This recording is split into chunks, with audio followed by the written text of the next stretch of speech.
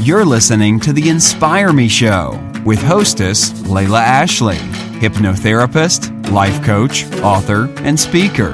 The Inspire Me Show is dedicated to bringing passion and inspiration into your life and your relationships. While side effects of listening to this show may include greater feelings of love, joy, and creative inspiration, please note that this show is meant to entertain and inform and is not a replacement for professional help. Learn more at www.laylaashley.com.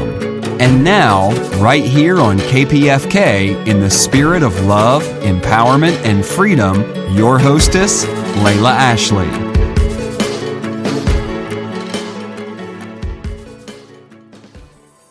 Falling in love again, never wanted to. What am I to do?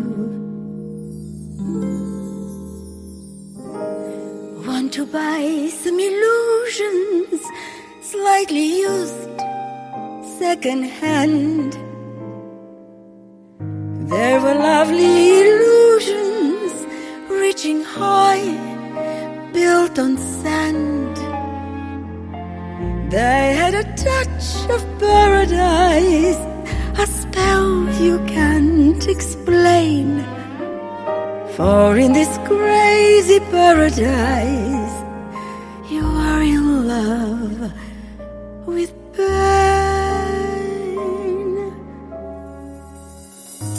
Want to buy some illusions, lightly used, almost new. Such romantic illusions, and they're all just for you. I'll sell them all for a penny. They make pretty souvenirs. Take my lovely illusions, some for laughs, some for tears. Welcome to the Inspire Me Show, everyone. This is Layla Ashley, and that was a clip of the song Illusions, originally written, music and lyrics by Frederick Hollander, and performed by Irina Maleeva. And today I have the pleasure of interviewing iconic international star of stage, screen, and television, Irina Maleeva. Born in Bulgaria, the daughter of a famous stage actress and an aristocratic Italian statesman, Irina Maleeva, who speaks 7 languages, first established herself as a child performer in Italy. At age 15, she was discovered by the great Federico Fellini and performed in 3 of his movies. Irina's degrees in painting and set design from Rome and London propelled her into a successful worldwide career in films, television, stage, and cabaret, and as a recording artist. Her motion picture roles have been with the giants of the film industry, including a lead with Orson Welles in The Merchant of Venice, and roles in Fellini's Satyricon, Spirits from the Dead, and Roma. She also worked with directors Luchino Visconti and Roberto Rossellini. She has played more than 30 lead roles in European and American movies. Irina was given a Supporting Actress Award by the Toronto Film Festival for her portrayal of a demented Contessa in the film Union City, which she also produced, starring singers Debbie Harry and Pat Benatar. In addition to her film achievements, Irina starred in 14 episodes of the Italian-French TV series Polly in Venice, and in The Girl Without Identity. She has guest starred on many American TV series, and most recently she co-starred opposite Susan Sarandon in the Sony Classics The Meddler, that opened April 22nd of this year, 2016, and guest starred in the NBC TV series Aquarius with David Duchovny. To fulfill her insatiable desire to perform, Irina has added a unique singing voice to her acting abilities. This has enabled her to travel the world, from New York to Rio to Tokyo, with her one-woman musical comedy shows including her theater show Illusions, played right here in Hollywood. Welcome to the Inspire Me show, Irina. Thank you. Thank you for having me on your show. Of course, it's a pleasure.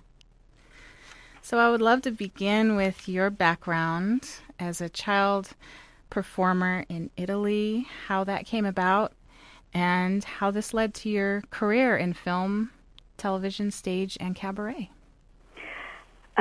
Well, I was born in Bulgaria, and my mother was a famous stage actress there, so it was kind of natural that I would want to be an actress. So I first was a young actress in the television there at the age of 6, from 6 till 8.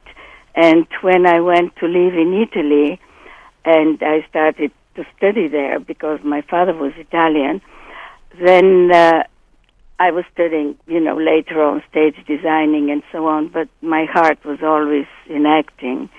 And I started studying in the Academy of Dramatic Arts in Rome, and then I went to the very famous, on that time, Centro Sperimentale di Cinematografia, where teachers were actually Visconti and Rossellini, which were some of the greatest Italian film directors. And from there on, I was performing in the theater, and I had a play at the famous Spoleto Film Festival, the Festival of the Two Worlds. And Giulietta Mazzina, Federico Fellini's wife, came to see that show. And when she saw me, she told my director on that time that she wanted to introduce me to her husband, to Federico Fellini. And he was doing, on that time, the film Satyricon, and it was right there on Cinecittà. And he met me, and I was in his film. And once Fellini has an actor that he likes, he usually likes to put them in more of his films.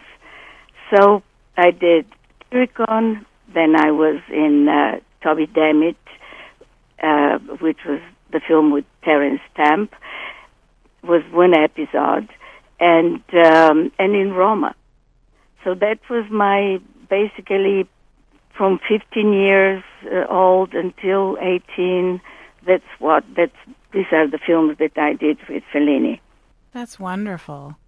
And it's a very rich background, and it sounds like it's really your passion that you followed there. Oh, yes. I mean, acting has been my passion since I know that I existed, and it just never ends, Once you want to be an actor and you have tasted, the feeling of working as an actor, you can't really leave it. Mm-hmm. It's a passion. Many people have that inclination and they don't follow it, and that's really sad. Well, it has to be a need more than just wanting to be someone that is on stage or on screen. It has to be a real need to want to act and perform and make people happy or tell them stories or experience. It's a real need in some people to do that. And when it's like this, then you really follow that all your life in whichever aspect of acting. Is it singing? Is it storytelling? Is it in movies, television?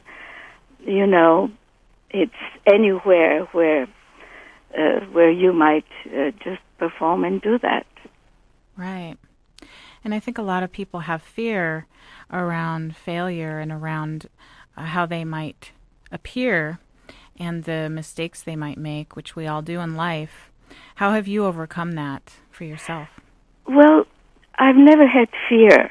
That's one thing. And I think I've never had fear because, especially working with famous people or with, real big, talented people like Fellini, like Orson Welles, and that came from the fact that when I was a child, my mother was with a lot of famous actors, And for me, it became almost like, I guess, Liza Minnelli was with her mother.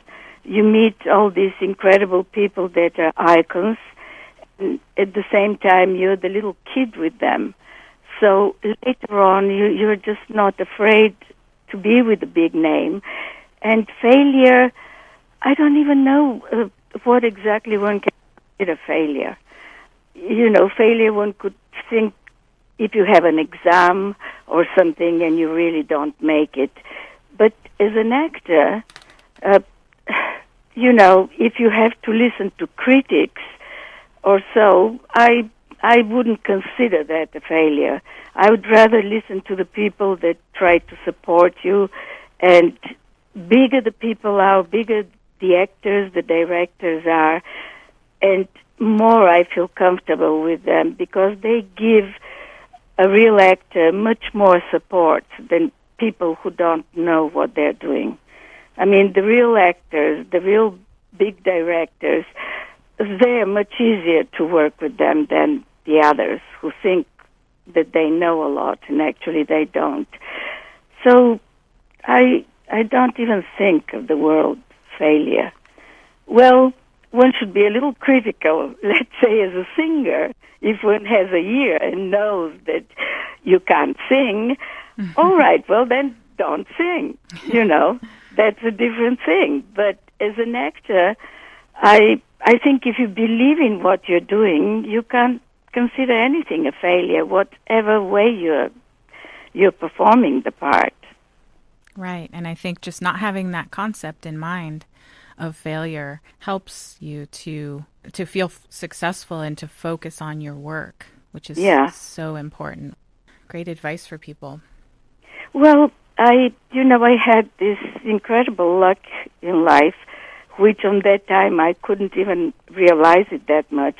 But I was cast out of 100 young actresses to play the lead with Orson Welles in The Merchant of Venice. And I learned incredibly a lot from him. Incredibly. For me, he was the greatest genius who has ever existed as an actor and director and producer.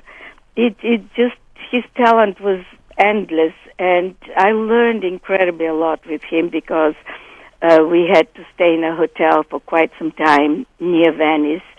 We shot The Merchant of Venice at the house of the famous Italian theater actress from long time ago, Eleonora Duse. And we shot the whole thing in her house and outside in Venice near Piazza San Marco. And it was incredible to see how this genius was making incredible things out of nothing. He didn't have much money, but he had the talent of creating situations and things and being such a magnificent actor. And he wanted me to watch him while he was making up himself as my father, Shylock. And it was so incredible how he would get into the part. And it would really made me scared of him. And playing Jessica, his daughter, who didn't like her father, was very easy. He just created situations like this that an actor could really prosper in his presence. So that was an incredible experience for me, and I was only 18 when I acted with him. So that's incredible. And recently there was a tribute to him in L.A., right? Yes, and that was incredible because after the film, the lady who organized that was Vera Milovic, who is the organizer of the Sea Festival film, Southeastern European films. And I was invited as, I guess, I was one of the few actors that is still alive who has worked with Orson Welles. Wow. I feel like I'm 100 years old. But anyway, it was amazing because I was introduced to the whole movie theater. But also they screened another amazing film done by him called Chimes of Midnight, which actually is Falstaff.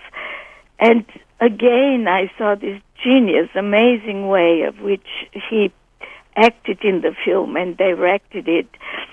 And I hope that pretty soon they could find all of the pieces of the film that I did. That's why it hasn't been yet shown as a whole film in a movie theater, The Merchant of Venice.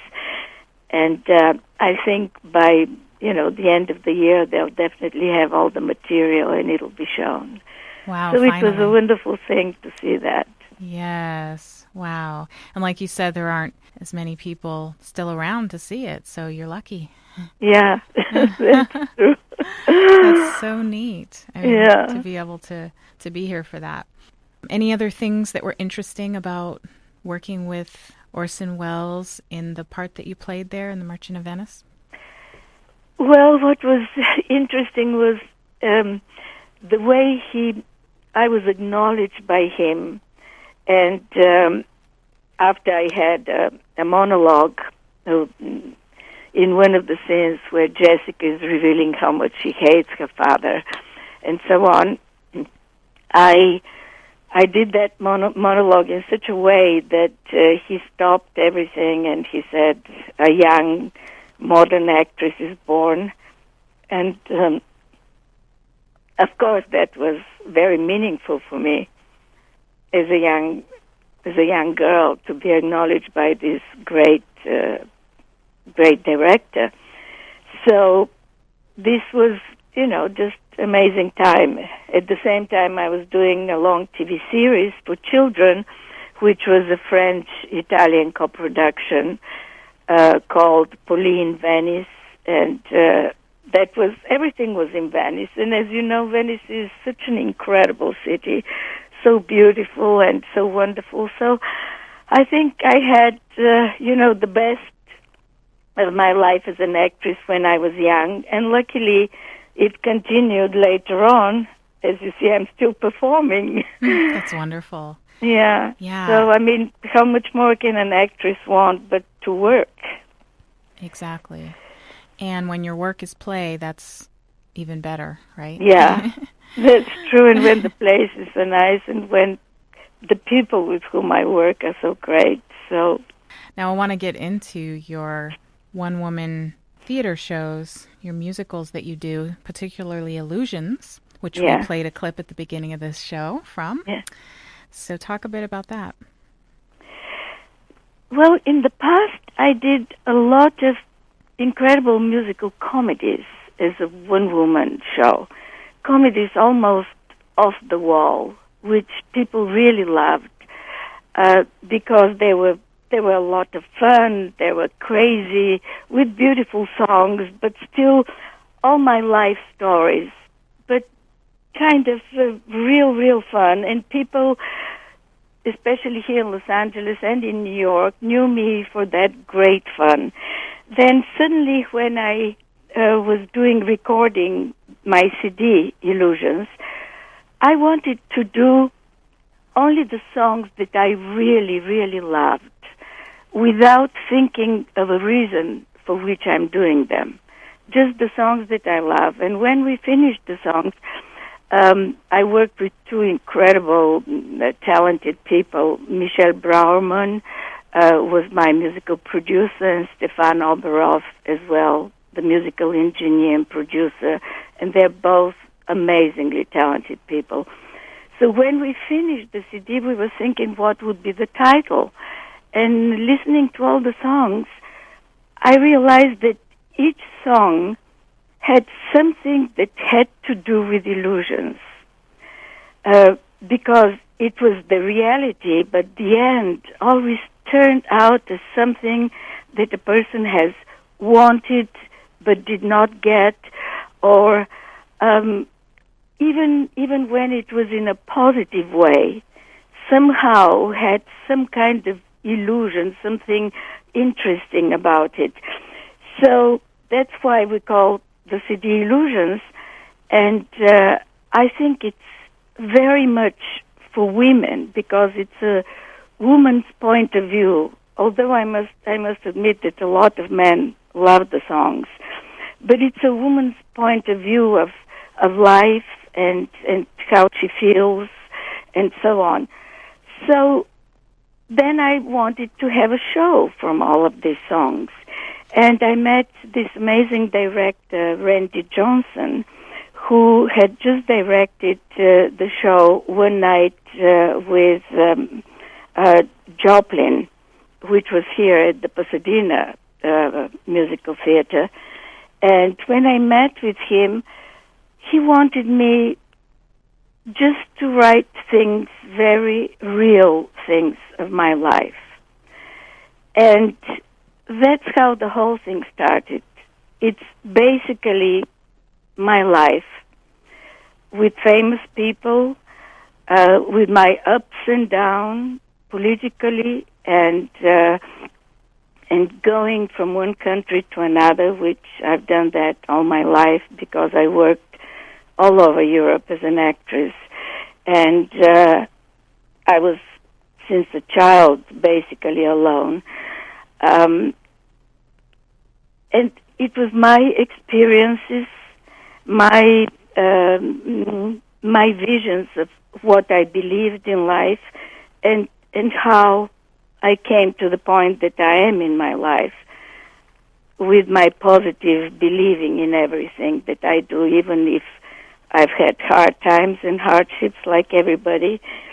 But and the music somehow fit all of this. So it's a very, very realistic part of my life. Mm-hmm. That's very interesting that you say that, because it's called Illusions, but it's more real than anything else. It sounds like it really represents your real life. Yes, that's interesting. You know, when the show finished, every night I was coming out with why and what had happened in my life. Why did I leave my mother to go and live alone? Which was a good thing, because when you live with a parent that is so famous or so,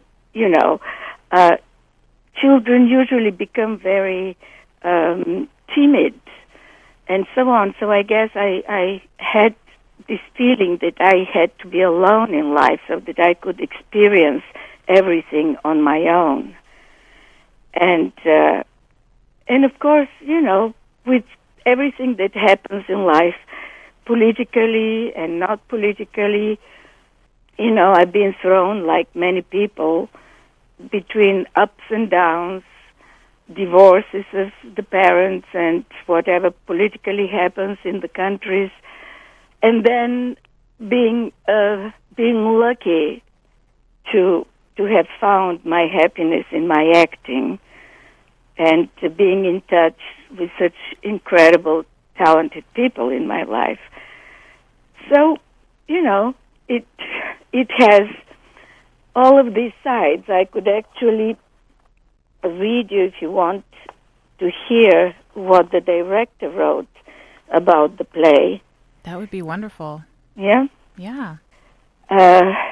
So he said, Irina Maleeva's Illusions is a live theatrical portrait of an extraordinary life. Interspersed between songs from her new CD Illusions, she recounts stories of her life that began in Bulgaria with humor and emotion. The tapestry of her life has included and been shaped by such diverse legends as Orson Welles, Federico Fellini, Antonioni, Yves Montand, and Edith Piaf, to name just a few. With extraordinary songs and stories, this theatrical production is a return to the craft and style of the great European chanteuse and raconteur of another time and place. That's well, wonderful. That's how he sees it, yeah. And we had really beautiful songs. I have two songs in the show that are from Amanda McBroom, both lyrics and music. One is Crimes of the Heart, which is an incredible song. I'm now working on a short film which will be called Crimes of the Heart. I'm putting two songs together. Well, I should not tell everything about that, but we are going to shoot it, I guess, next month. I'm putting Crimes of the Heart together with another two songs with a medley of Something Cool and Is That All There Is? Because Something Cool was a song which was written by Billy Barnes, and it was supposed to be in the movie A Streetcar Named Desire. But it was never in the movie. And as my whole life, I've wanted to play Blanche Dubois, but I have an accent, you know. So obviously I can't play Blanche Dubois, but I could sing the song. Mm-hmm. And I sing without accent. So I love that song. It's an amazing song. It's really Blanche Dubois song. And I have it as put together with Is That All There Is, which is by Mike Stoller and Jerry Lieber. And that medley, together with Crime of the Heart, is becoming now a short film. The way we did it on stage was so successful. We did the three songs together, and I had a wonderful dancer who was my partner in these songs. And it was one of the strongest things of the show. So I want out of this to create this short film, which is, well, it is again the woman who loves a young man and the moment of our life, which is kind of a difficult moment at this time, politically and in any other way. The whole thing together is going to really make a very, very interesting short film. So at the moment I'm really writing that together with the director who would shoot it. Wonderful. So let's hear one of these tracks from your theater musicals. And this one's called Let's Face the Music and Dance. Originally written in 1936 by Irving Berlin. Yes. And this track is performed by Irina Maleeva. Here it is. Enjoy.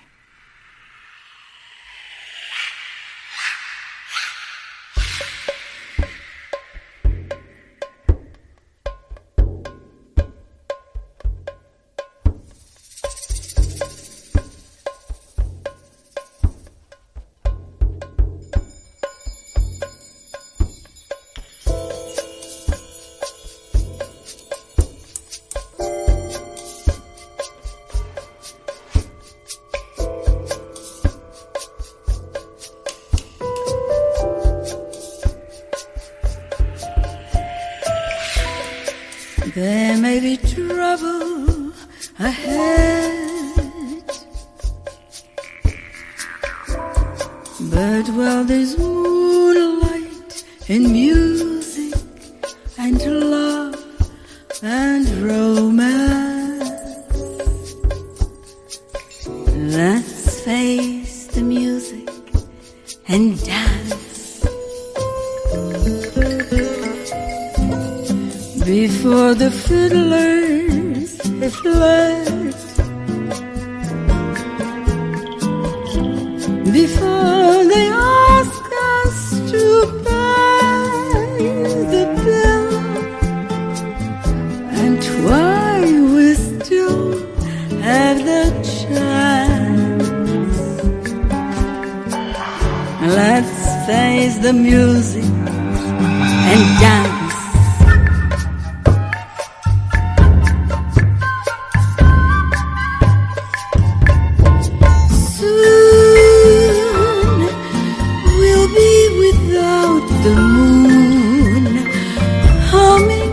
Different tune, and then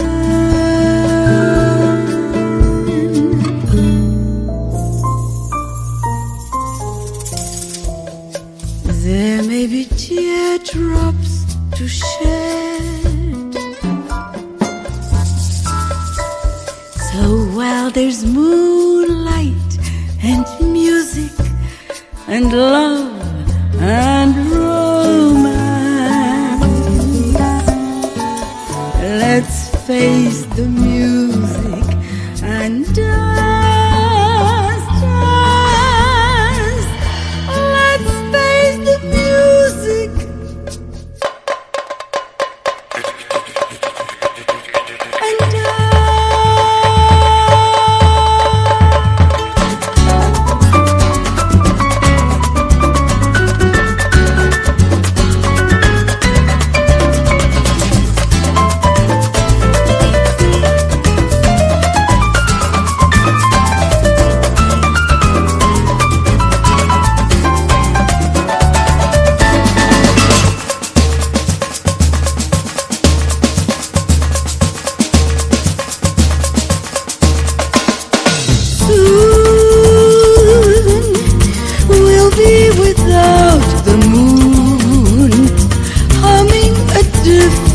June. And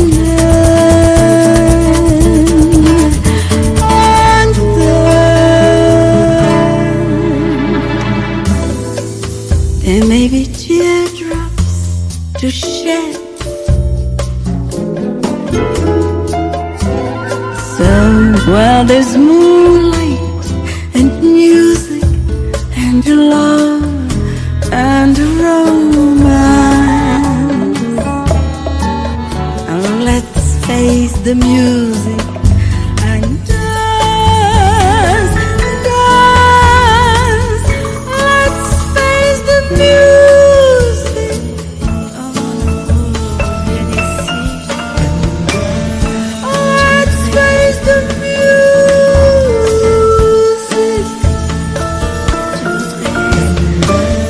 Let's face the music.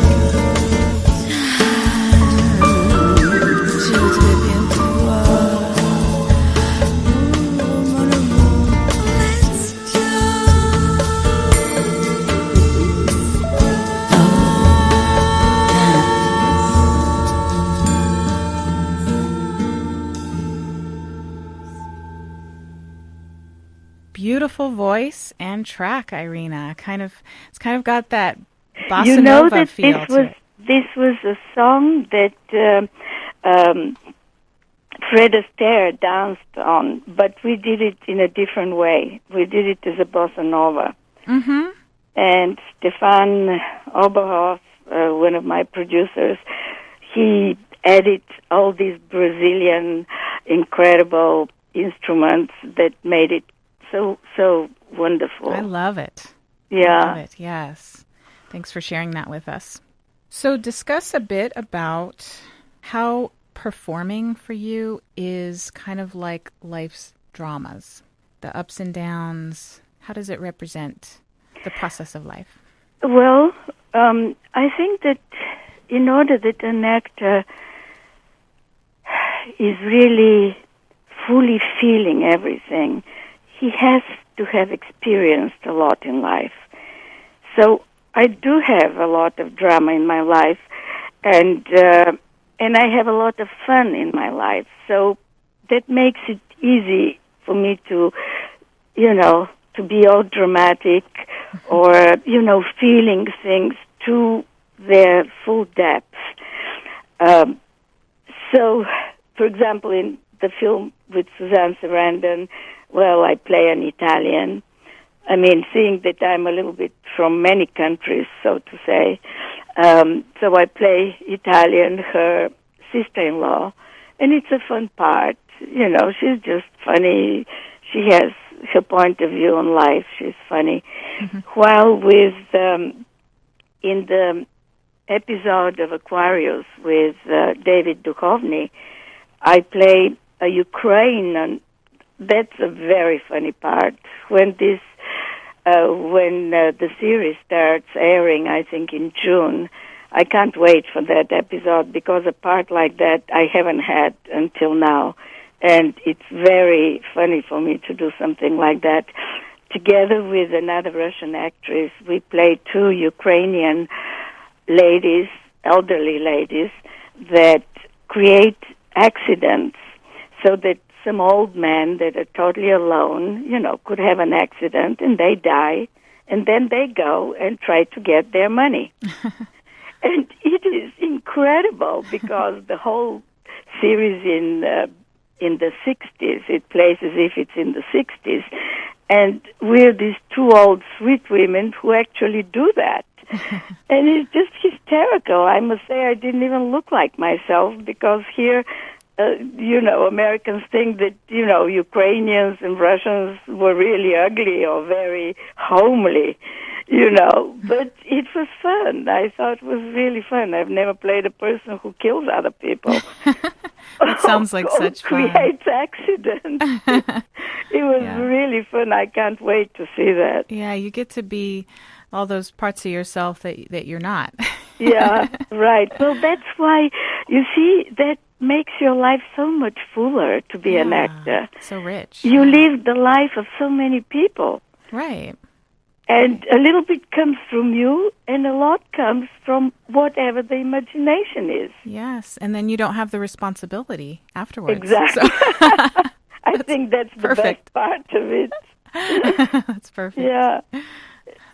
So, yeah, let's discuss a little more about your role in The Meddler, which opened this past April of 2016, starring Susan Sarandon.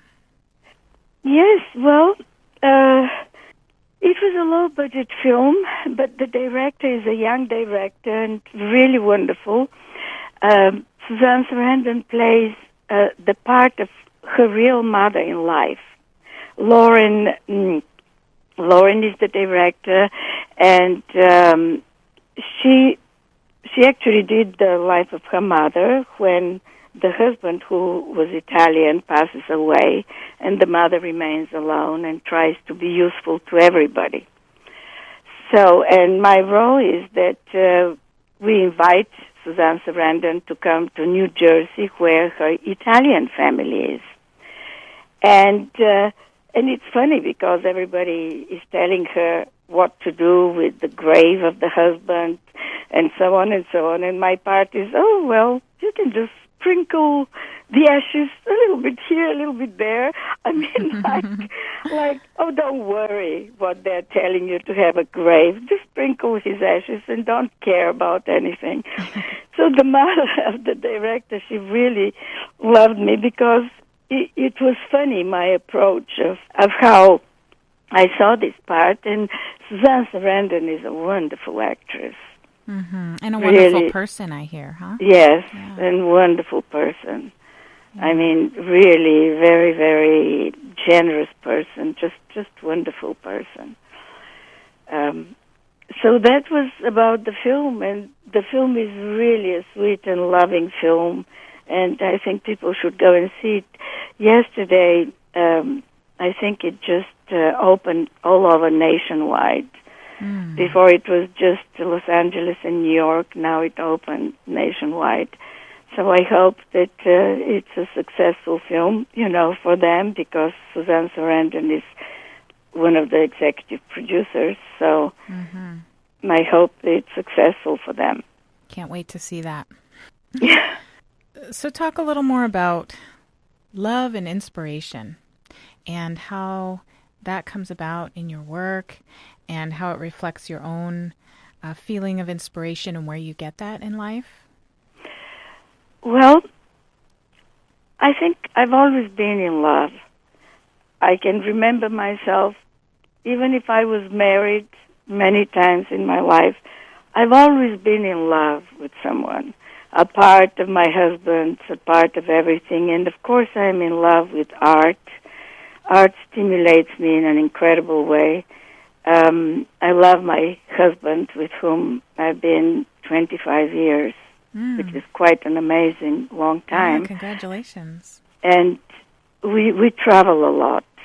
I get a lot of inspiration from traveling, incredibly a lot, because any time that you feel sorry for yourself or something is putting you down, if you just go out and you look around, you could find so many beautiful things in life to be happy about that have nothing to do with you, but that are just beautiful things in life.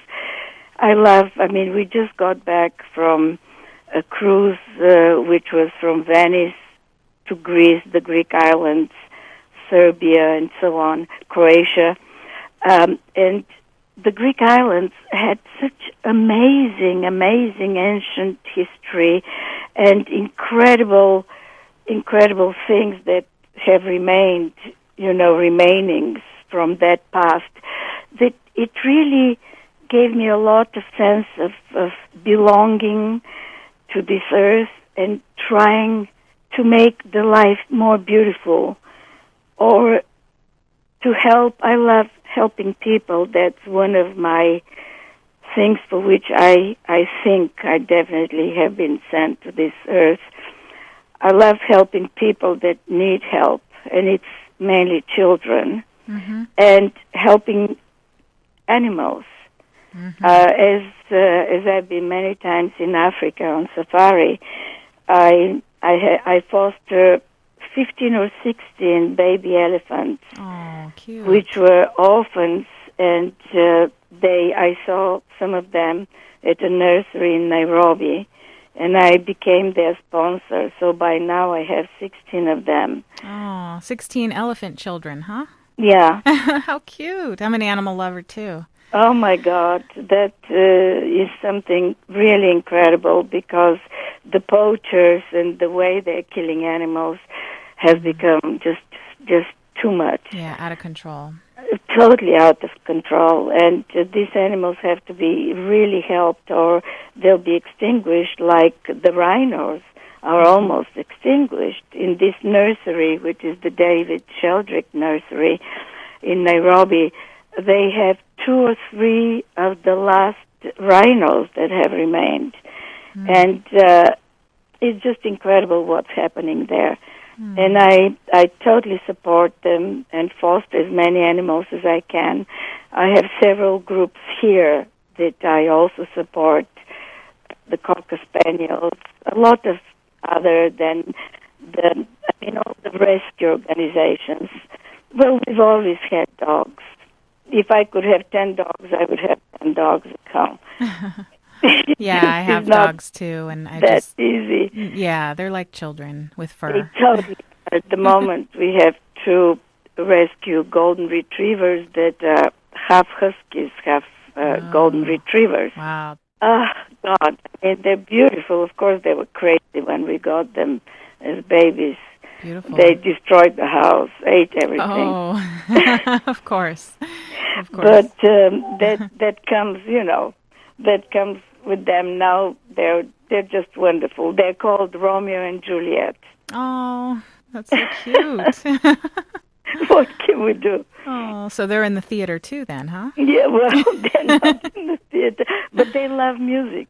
And certain songs that I have, oh my God, they love it so much. They sing along. Oh. That's the husky in them. Husky, the husky yeah. sing along. They're very verbal. Yeah. Singers. They love high voice, and they just sing along.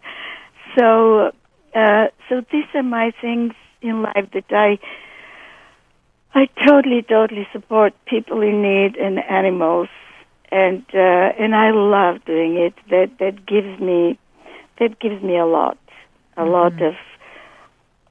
of love for everything. Yes. Because animals give a lot to you, and the same is with children. I don't have my own children. I have stepchildren, but they're really grown-ups, So my grandchildren, though, I consider like my own. Right. It's, it's just helping whoever needs help. That really makes me happy, I must say. Mm-hmm. That's so generous of you. You have a really big heart, and you're able to help, and so you really enjoy it.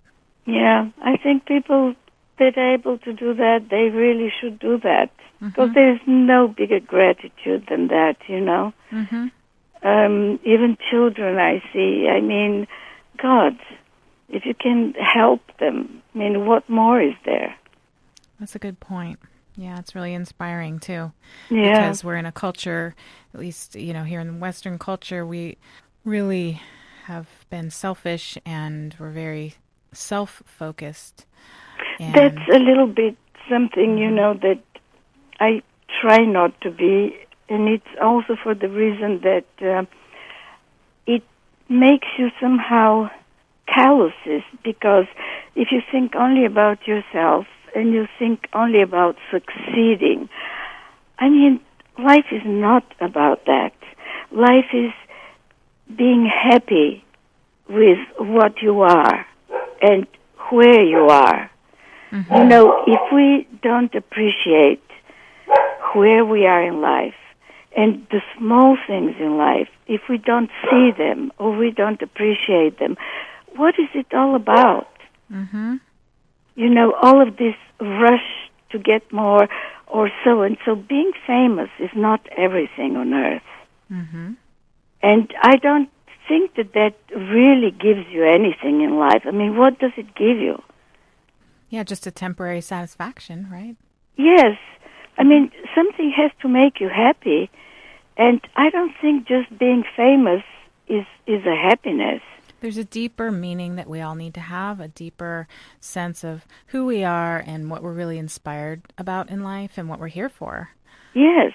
And it's also, it's amazing how small things in life can make you happy. Just something really small, something that you've been able to change or to make another person happy. Put it this way. I think what makes me happy is if I could make someone else happy. And through my acting, do I make people cry or do I make people laugh? That's what is meaningful to me. That you give something or you leave something of yourself. Because fame itself is what? Photos all around, titles or things. Yeah, those are only temporary and they go away. And then if people are only after that, they're left with them alone. Yes, that's what I mean. I mean, Doris Roberts was a very close friend of mine. We were together at the Beverly Hills Playhouse, and we worked together. And I just see that who was really close to her were few of us, her good friends, and unfortunately, we were in Greece when she passed away, and I felt such pain. And then you look around and you just see that only the few real friends that she had are thinking of her. Mm-hmm. All the other glamour and fame, as if, where does it go? Of course, with actors, it remains in movies or television, films, and so on. But still, the real love in life you have with the people that are close to you, that understand you. It's not just this other totally artificial thing that's about famous people. Exactly. I can totally connect with that. That the people in our lives and our interaction and how we contribute to them is really the richness of life. That's what it comes down to. Definitely. Just most definitely. The people and animals.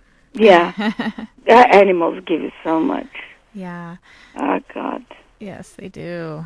It's never ends. They feel more if you have a pain or if you're not well or anything that you don't want to say to anyone. They feel it.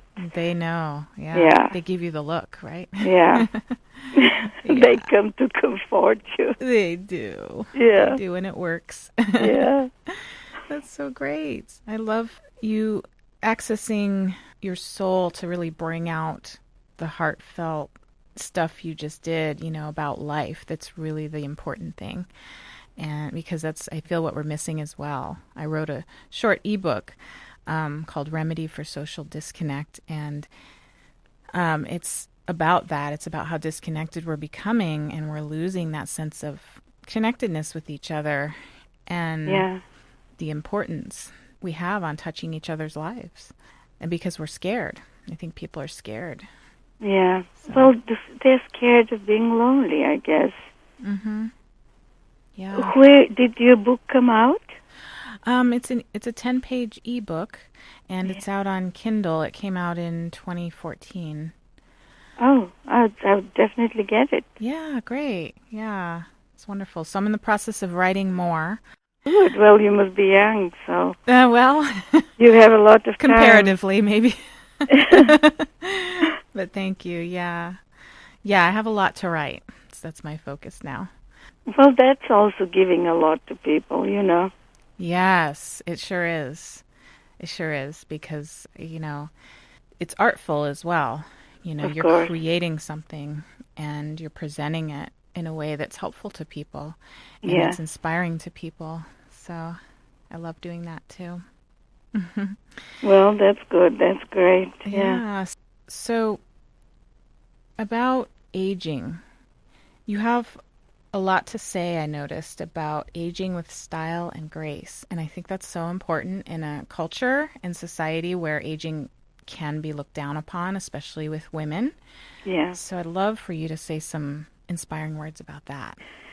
Well, the first thing that I must say is that I think, the only actress and woman who lives in Beverly Hills who hasn't done yet anything on myself, on my face. Yay! And I'm thinking of that every day, and I keep telling my husband, it's time, I have to get this, pouches under my eyes. Everybody has done it since they were 30. At the age that I have finally to do it. And he goes, keep talking. I know you won't do it, so keep talking. Because I'm so scared of not looking the way I look, even if I'm older now. Yes. I don't want to look like another person. Right. And I'm so scared of that, but I keep talking because everybody has done it. And I think, it's nice for some actors and actresses, to do something little so that they could last a long time looking better. But I haven't yet had the courage to do it, so I don't know what to say. Wow. I guess I always have kind of liked my look, but it's mainly because of my soul that I like, and I really like who I am as a person. And so I see, where I'm going, but still haven't done yet anything. Well, of course, if there are creams or other things, of course, I'll try to do them. I keep very busy, and I love dancing. I don't want, to stop that because there is no reason for it. And that's mainly the work that I do. Mm-hmm. But, when people need that to do that, it's their right to do it if they feel that they would look more beautiful or something. But I think if a person likes me, he should not like me for my outside. Right. A person should like me for who I am. Exactly. Otherwise, what's the point? Mm-hmm. I mean, I go to my husband when I'm without any makeup, and then I'll go when I'm with the makeup, and I'll say, well, so what do you see? And he says, nothing, you're the same. Oh, okay. He doesn't even Well, that's see the important. difference. So you have to have a person like this in life that really loves you for who you are. Yeah, and really sees that beauty, Yeah. inner and outer, because even outer beauty is in the eye of the beholder, and the outer image changes depending on who a person is at their soul, right? Yes, and you can't keep up with trying to be looking like something because of other people. Mm-hmm. I mean, I don't even dress like thinking, oh, they would like me if I'm dressed like this. No, I don't care. I would be dressed the way I want to dress because I feel all right being dressed like this. Good. I love colors, and so I'm colorful. And I don't really care how other people perceive my dressing or not. And a lot of them perceive it like glamorous, which is not glamorous. It's just kind of, I need to feel okay with myself. I don't want to be sad. If I'm dressed in gray or some other colors, I'm sad. Mm-hmm. And if I have colors, I feel fine. So I don't even wear what is fashionable now. I wear what I like to wear now. That's wonderful role modeling right there, because so many people are geared toward looking a certain way, and all the billboards are up there saying you need to look this way. The girl and so on. Well, go and look at some of the fashion this year.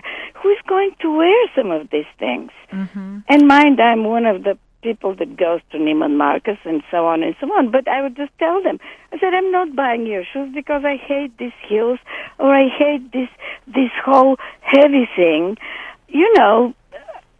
I just have my own idea of what makes me happy, and who cares whatever people think. Mm-hmm. And you're not going to be in pain over Oh, trying to yeah. impress others. I did that in New York a lot. I was not in pain then, but I am now wearing the shoes like Manolo Blahnik and walking all the streets in New York if there is no taxi. And now I know, you know, what these shoes do to you. Oh, no, you found out the hard way. Yeah. Oh, wow. Well, that's just so neat that you just said that and reminded us all that it's so important to be who you are, to really honor that. Otherwise, it's the denial of the self. I mean, it's like you said, it's one thing to do a few things here and there. We all do that, especially living in the city life or a famous life, you know. But, there's a line we all have that says, if you go any further, you're not you. Yeah, that scares me, you know. Mm-hmm. And there are quite a few people that have become like that, and you look and you say, oh, my God, you know, the whole essence of a person like that disappears. Mm-hmm. But also, another thing that I don't totally understand is I've always somehow known, and I must say that very securely, that from the time I know about my existence, I've always known what I wanted in life. And I see here so many young people who have no idea what they want in life. And they could be turned left or right by whoever tells them something in the last moment. Mm-hmm. And I don't understand, why is that? Why wouldn't young people know what they want to do in life? Why do they have to be so kind of mixed up as not knowing what they want? Yeah, and I think it's part of our culture. We're being conditioned to not trust ourselves, our inner voice, our inner compass that directs us. This is who you are. This is where you're going. This is the best choice, you know? So then people look to the outside. Yeah. Yeah. I mean, the same goes for actors. You know, I've always liked auditioning. For me, auditioning is another performance. Mm-hmm. Do I get the part? Don't I get it here? Well, I don't particularly care. If I like what I'm reading and I'm auditioning for, I feel fine doing it, and I don't have a fear of that. Mm-hmm. And I know so many people that go through such horror before they go to audition. Mm-hmm. And this is insecurity. This is really not believing in yourself.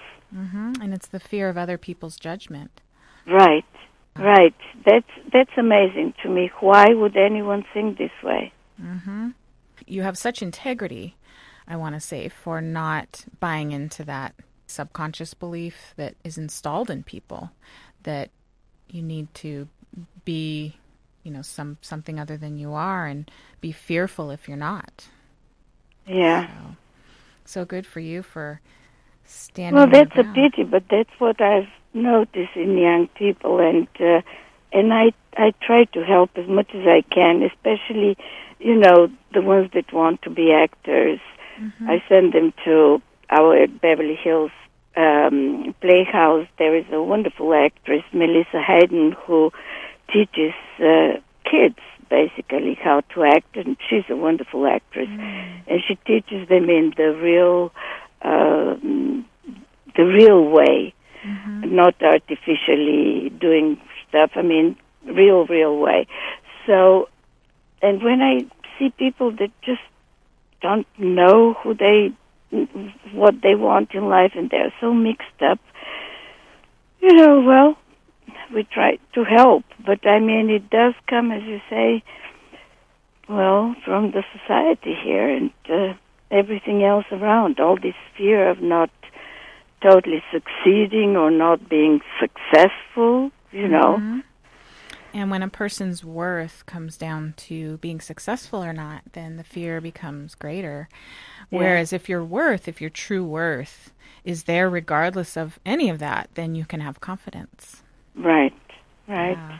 So it's great that you're such an inspiration to the younger generation on these issues, because we need it.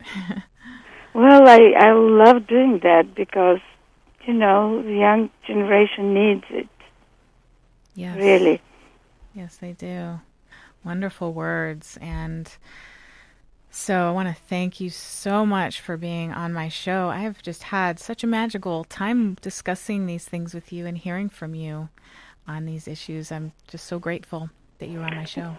Well, thank you. I had wonderful time, and you're an incredible person. I'm going on Kindle, and I'm going to find your book, and I'll follow whatever else you're writing, and I hope to meet you one day. Oh, wonderful. Yeah, perhaps we can meet sometime. Oh, that'll be wonderful. And, well, it'll be wonderful to meet you, so let's try to do that. Yes. It's been wonderful having you, and let us know where people can find your CDs and your work. So my CDs could be found on Amazon, or they could be found on CD Baby, and it's just Irina Maleeva, Illusions. Songs could be heard on my Vimeo, which is Irina Maleeva /videos, and parts of the show Illusions as well could be found on Vimeo. Wonderful. And your website is? My website is irinamaleeva.com. Wonderful. And that's IRINAMALEEVA.com. Yes. Thank you so much for your wonderful voice and inspiration, and for discussing your work and all your versatile roles in life, and especially your passion toward life. I really appreciate hearing that. Well, thank you so much for having me. You're just a wonderful person, and I'll be looking forward for all the things you write. Thank you so much, and look forward to meeting you as well. So do I. Thank you. Okay, you're welcome. Thank you for listening to The Inspire Me Show with hostess Layla Ashley, hypnotherapist, life coach, author, and speaker. Find out more about Layla's services and products at laylaashley.com. The Inspire Me Show is dedicated to bringing passion and inspiration into your life and your relationships. Join Layla on her next episode of this regular program here on KPFK. Until then, live in the spirit of inspiration.